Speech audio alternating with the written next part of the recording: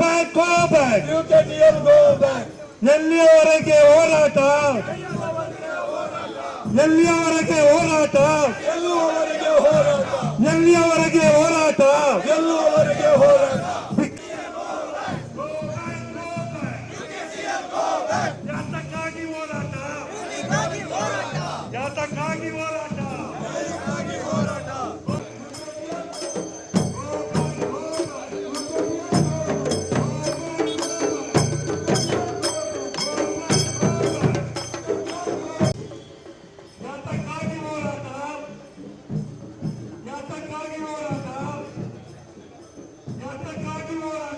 ನೆಪದಲ್ಲಿ ಕೇಂದ್ರ ಮತ್ತು ರಾಜ್ಯ ಸರ್ಕಾರಗಳ ಇಂಧನ ಸಚಿವಾಲಯದ ಸ್ಪಷ್ಟ ನೀತಿ ನಿಯಮ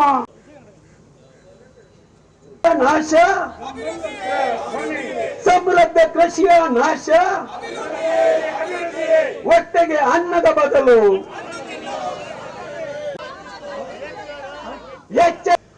ಕಾಸರಗೋಡು 400 ಕೆವಿ ಮತ್ತು ಪಾಲರ್ಕ ಕಡಂದಲ್ಲಿ 400/220 ಕೆವಿ ವಿದ್ಯುತ್ ಪ್ರಸರಣ ಮಾರ್ಗದ ವಿರೋಧಿ ಹೋರಾಟ ಸಮಿತಿಗಳ ಒಕ್ಕೂಟ ಉಡುಪಿ ಮತ್ತು ದಕ್ಷಿಣ ಕನ್ನಡ ಜಿಲ್ಲೆಯವರು ನಾವು ಶಾಂತಿ ದೂತರೆಂದು ಬಣ್ಣಿಸಿಕೊಂಡು ಬಂತಾ ಇದ್ದೇವೆ.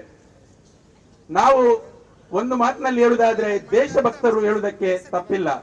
ಮಗದೊಮ್ಮೆ ಎಲ್ಲರಿಗೆ ದೇಶಭಕ್ತರಾದ ನಿಮ್ಗೆಲ್ಲರಿಗೂ ನಾನು ಒಂದೇ ಮಾತಿನಲ್ಲಿ ಸ್ವಾಗತಿಸ್ತಾ ಇದ್ದೇನೆ. ಯಾಕೆ ಹೇಳಿದ್ರೆ ನಾವು ಇಲ್ಲಿ ಒಂದೇ ತಾಯಿಯ ಮಕ್ಕಳಂತೆ ಎಲ್ಲ ಧರ್ಮದವರು ಜೊತೆಗೂಡಿ ನಾವು ಬಾಳ್ತಾ ಇದ್ದೇವೆ.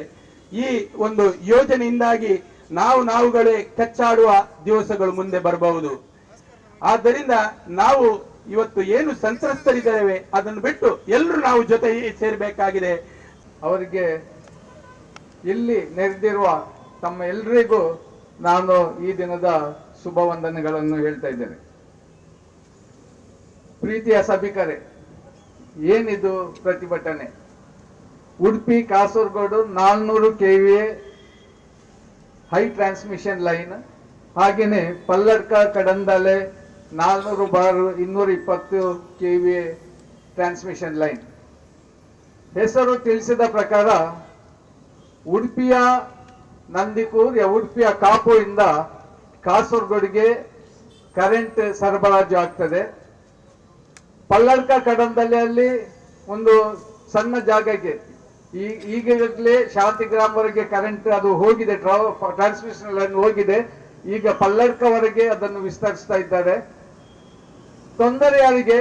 ದಕ್ಷಿಣ ಕನ್ನಡದ ಕೃಷಿಕರಿಗೆ, ಭೂ ಮಾಲೀಕರಿಗೆ. ಇದು ಸರಿಯಾ? ಸರಿಯಾದ್ರೆ ಸರಿ ಅಂತ ಹೇಳಿ, ತಪ್ಪಾದ್ರೆ ತಪ್ಪಂತ ಹೇಳಿ. ಉಡುಪಿಯಿಂದ ಕಾಸರಗೋಡಿಗೆ ಇದಕ್ಕೆ ಬಲಿಯಾಗುವವರು ದಕ್ಷಿಣ ಕನ್ನಡದ ಕೃಷಿ ಭೂಮಿ, ಕೃಷಿಕರು, ಕೃಷಿಯನ್ನೇ ನಂಬಿ ಜೀವನ ಬದುಕು ಕಟ್ಟಿದವರು ಇದಕ್ಕೆ ಬಲಿ ಆಗ್ತಾ ಇದ್ದಾರೆ. ಏನಿದು ಟ್ರಾನ್ಸ್ಮಿಷನ್ ಲೈನ್, ಏನಿದು ಆಗ್ತಾ ಇದೆ? ನಂದಿಕೂರ್ ಹತ್ರ, ಕಾಪು ಹತ್ರ ನಂದಿಕೂರ್ನಲ್ಲಿ ಒಂದು ಪವರ್ ಜನರೇಟಿಂಗ್ ದೊಡ್ಡ ಒಂದು ಇಂಡಸ್ಟ್ರಿಯನ್ನು ಸ್ಥಾಪಿಸಿದ್ದಾರೆ. ಕರ್ನಾಟಕಕ್ಕೆ ಅದರ ಹೆಚ್ಚು ಲಾಭ ಇಲ್ಲ, ಕಾಸರಗೋಡಲ್ಲಿ ಇದಕ್ಕೆ ಬೇಡಿಕೆ ಇದೆ ಅಂತ ಇಲ್ಲಿಂದ ಟ್ರಾನ್ಸ್ಮಿಷನ್ ಲೈನ್ಸ್ ಹಾಕೊಂಡು ಹೋಗ್ತಾ ಇದ್ದಾರೆ. ಹೇಗೆ ಹೋಗ್ತಾ ಇದ್ದಾರೆ? ಹೈ ಟವರ್ಸ್ ಗಳನ್ನು, ದೊಡ್ಡ ದೊಡ್ಡ ಟವರ್ಸ್ ಗಳನ್ನು ಹಾಕಿ, ಬಹುಶಃ ಒಂದೊಂದು ಟವರ್ 30-40 ಮೀಟರ್ ಎತ್ತರ ಇದೆ. ಪ್ರತಿ 500 ಮೀಟರ್, 300 ಮೀಟರ್ ನಿಂದ 500 ಮೀಟರ್ಗೆ ಒಂದೊಂದು ಟವರ್ ಅನ್ನು ಹಾಕ್ತಾ ಇದ್ದಾರೆ. ಈ ಟವರ್ ಹಾಕ್ಲಿಕ್ಕೆ ಜಾಗ ಹೆಚ್ಚಾಗಿ ಅವರು ಆದಷ್ಟು ಸರ್ಕಾರಿ ಭೂಮಿಯನ್ನು ಅವರು ಎಕ್ವೈರ್ ಮಾಡ್ತಾರೆ. ಸರ್ಕಾರಿ ಭೂಮಿಯಲ್ಲಿ ಟವರ್ ಗಳನ್ನು ಹಾಕ್ತಾ ಇದ್ದಾರೆ. ಎಲ್ಲಿಯಾದ್ರೂ ಅಪ್ಪಿತಪ್ಪಿ ಅವ್ರಿಗೆ ಪ್ರೈವೇಟ್ ಜಾಗ ಬೇಕಾದ್ರೆ ಆ ಭೂ ಮಾಲೀಕರನ್ನು ಪುಷ್ಲೈಸಿ ಅವ್ರಿಗೆ ಏನಾದ್ರೂ ಸ್ವಲ್ಪ ಕೊಟ್ಟು, ಏನೋ ದಾಖಲೆಗಳು ಇಲ್ಲದೆ ಅವರ ಜಾಗದಲ್ಲಿ ಟವರ್ ಅನ್ನು ಅವರು ನಿಲ್ಲಿಸ್ತಾ ಇದ್ದಾರೆ. ಆಮೇಲೆ ಬರೋದು ಎಲ್ಲ ಪ್ರಾಬ್ಲಮ್ಸ್ ಗಳು ಬರೋದು ಈ ಟವರ್ ಗಳು ನೆತ್ತಗೆ ಆದ್ಮೇಲೆ.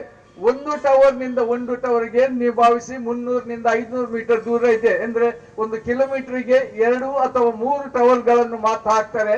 ಒಂದು ಟವರ್ ನಿಂದ ಒಂದು ಟವರ್ಗೆ ಕೇಬಲ್ ಎಳಿತಾರೆ, ದೊಡ್ಡ ದೊಡ್ಡ ಕೇಬಲ್ ಗಳನ್ನು ಎಳಿತಾರೆ.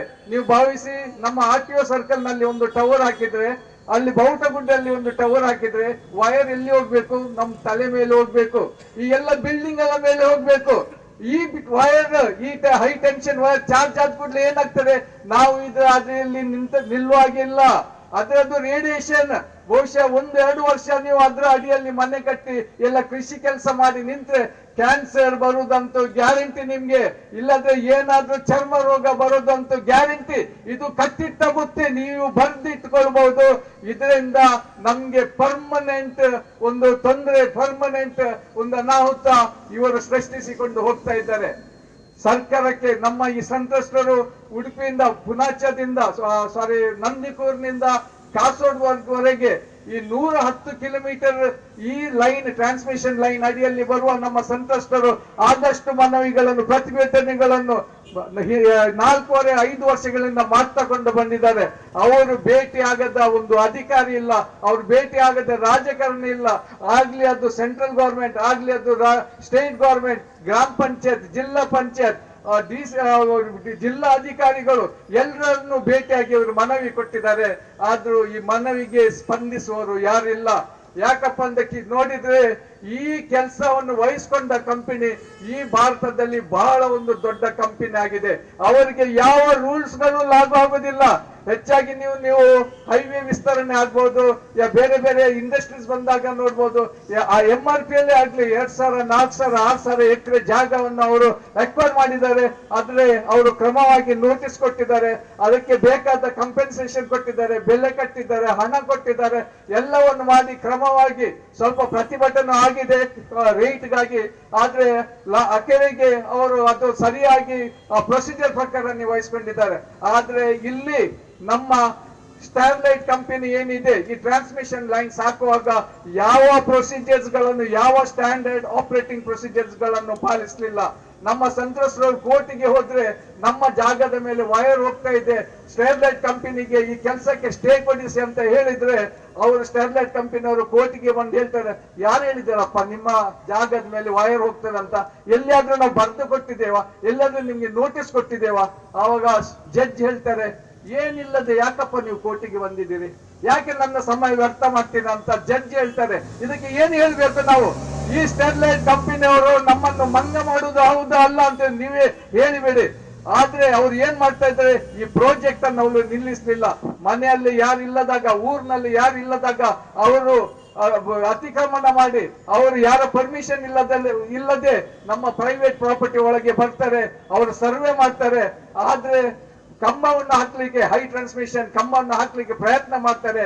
ಆದ್ರೆ ನಮ್ಮ ಜನರು, ನಮ್ಮ ಹಳ್ಳಿ ಜನರು,